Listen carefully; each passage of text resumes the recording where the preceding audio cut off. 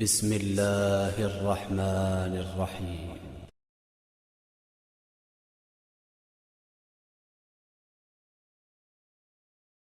Bismillahirrahmanirrahim.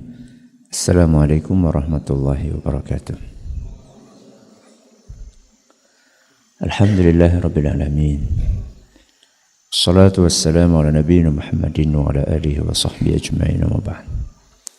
Jamaah sekalian kami hormati, ada sebuah kisah nyata yang dibawakan oleh Ustadz Farid Qasim hafizahullah ta'ala. Kisah nyata yang menakjubkan dan penting untuk kita ambil pelajarannya. Kisah ini bercerita tentang sebuah keluarga yang di dalamnya ada seorang ibu yang sudah menjadi janda beserta dengan 2 orang anak laki-lakinya. Kisah ini terjadi di ibu kota Saudi, yaitu Riyadh. Dikisahkan bahwa 2 orang anak laki-laki ini, kakak beradik, sangat menghormati orang tuanya, sangat menghormati ibunya, sangat berbakti kepada keduanya. Mereka tinggal di sebuah apartemen nyewa. Kira-kira biaya sewa per tahunnya itu adalah 24.000 real. Kalau dirupiahkan sekitar 80 juta. Biaya apa? Nyewa, ngontrak apartemen. Kakak beradik ini kerjaannya sopir taksi. Mereka berdua berusaha keras untuk nabung sedikit demi sedikit untuk membayar biaya apartemen tersebut. Siang malam mereka bekerja sampai terkumpul uang sekitar 10.000 real. Padahal kebutuhannya berapa? 24.000. 10.000 real kalau kursnya 3.800, maaf, 1 real ya, 1 real 3.800 berarti berapa? 38 juta.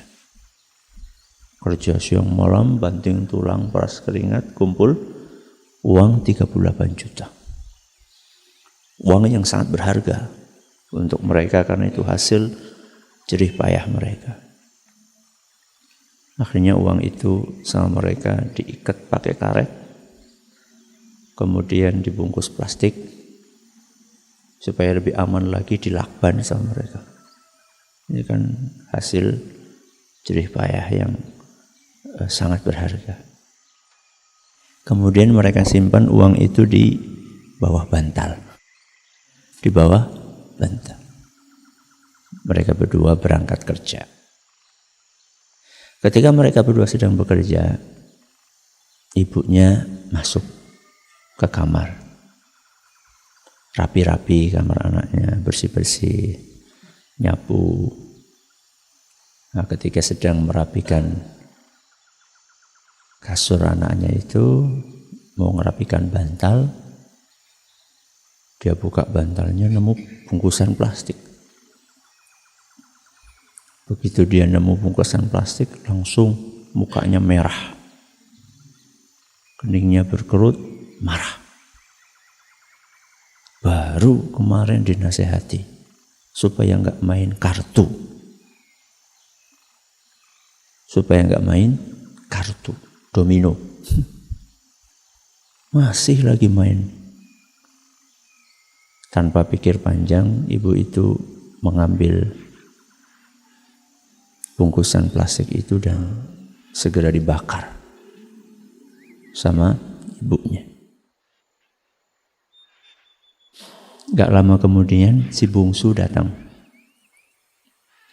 Begitu datang belum ngomong apa-apa langsung dimarahi habis-habisan sama ibunya. Intinya kamu itu baru dinasehati supaya tidak main kartu. Kok masih juga main kartu? Si bungsu ini bingung. Ya. Karena perasaan dia dan kakaknya ini sudah nggak main kartu lagi. Mereka main kartu kemarin sekedar untuk melepas kejenuhan. Walaupun nggak pakai uang, tapi kan seringkali main seperti itu melalaikan, ya, dari hal-hal yang lebih penting, ibadah, berbakti kepada orang tua. Maka karena anak ini merasa tidak main kartu, maka dia pun berinisiatif bertanya kepada ibunya, "Ibu, di mana menemukan kartu yang kata ibu dipakai buat main saya dan kakak saya?" Kata ibunya, "Di bawah bantal." "Terus sekarang kartunya di mana?" "Sudah ibu bakar."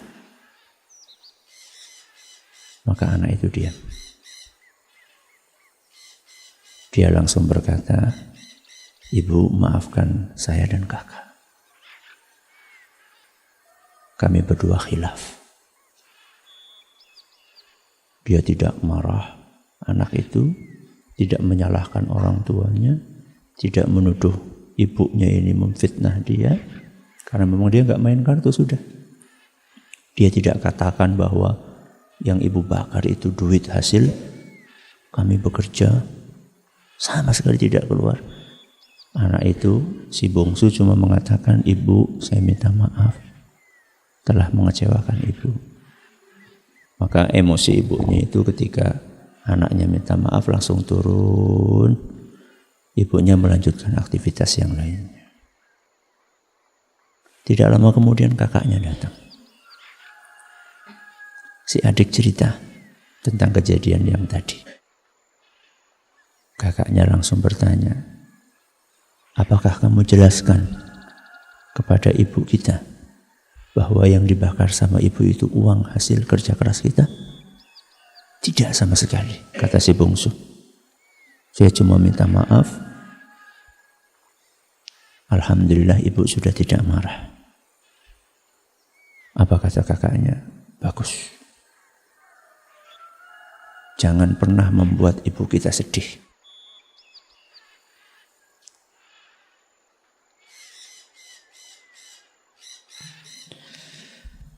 Beliau sudah capek ngurus kita. Dari kita kecil.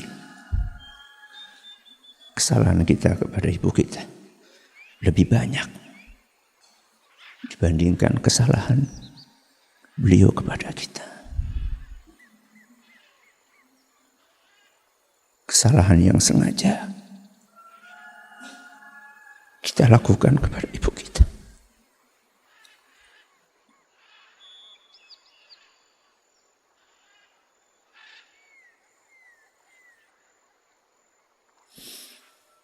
Kesalahan yang kita sengaja kepada orang tua kita lebih banyak dibandingkan kesalahan yang tidak disengaja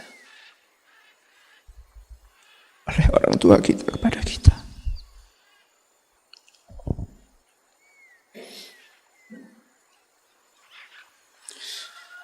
Allah berfirman di dalam Al-Quran,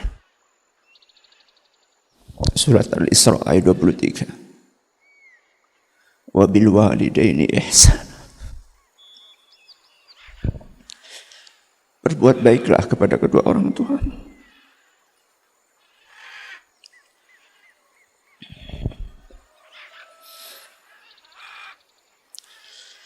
Berlatihlah untuk tidak membuat sedih kedua orang tua. Ayah kita, ibu kita.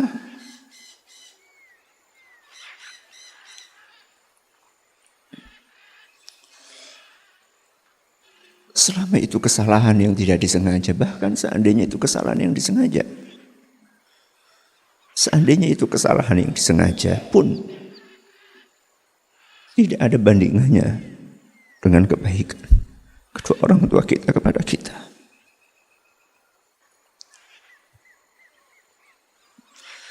Pengorbanan mereka berdua untuk kita jauh lebih besar dibandingkan kekhilafan mereka kepada kita. Maka berlatihlah untuk tidak membuat sedih orang tua. Apalagi hanya urusan-urusan duniawi, bukan urusan akhirat, bukan kaitannya dengan dosa dan maksiat.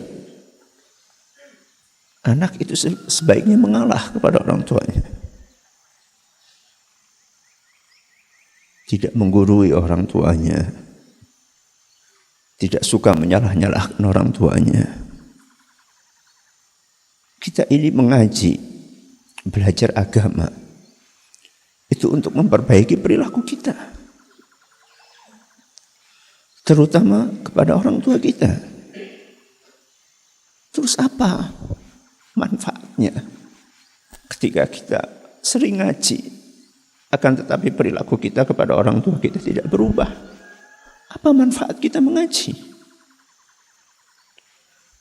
Orang yang paling berhak untuk mendapatkan perubahan baik sikap kita setelah kita mengaji adalah orang tua kita. Sebelum teman kita, sebelum rekan kerja kita, mereka yang paling berhak untuk mendapatkan tutur kata kita yang halus, sopan santun kita. Jangan merasa kita sudah punya ilmu ini, ilmu itu, tahu ini, tahu itu. Kemudian kita rendahkan kedua orang tua kita. Karena kita melihat orang tua kita belajarnya enggak banyak. Mereka enggak sempat belajar. Karena mereka sibuk ngurusin kita. Mereka enggak sempat belajar karena harus banting tulang untuk menafkahi kita. Jangan pernah kita merasa lebih tinggi, lebih hebat, lebih pintar, lebih banyak ilmunya dibanding kedua orang tua kita.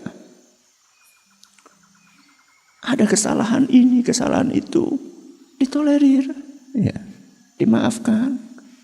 Kalau kita ingin memberitahu sesuatu kepada orang tua kita terkait dengan masalah agama, dengan bahasa yang baik. Jangan seperti seorang anak TK yang menggurui gurunya. Jangan. Ya. Bahkan ketika kita meningkatkan bakti kita kepada kedua orang tua kita, itu adalah merupakan salah satu cara terbaik untuk mendakwahi kedua orang tua kita.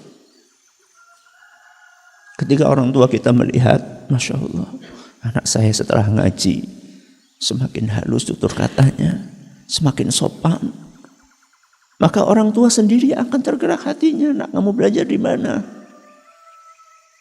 Ya. Bapak ibu pengen ikut, di mana kamu ngaji?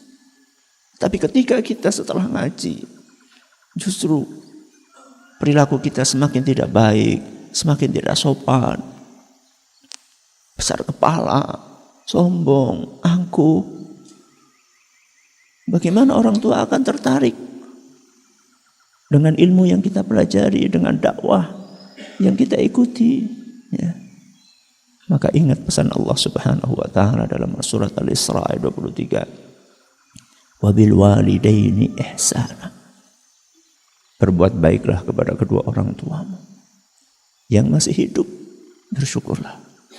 Ini kesempatan emas. Salah satu atau keduanya.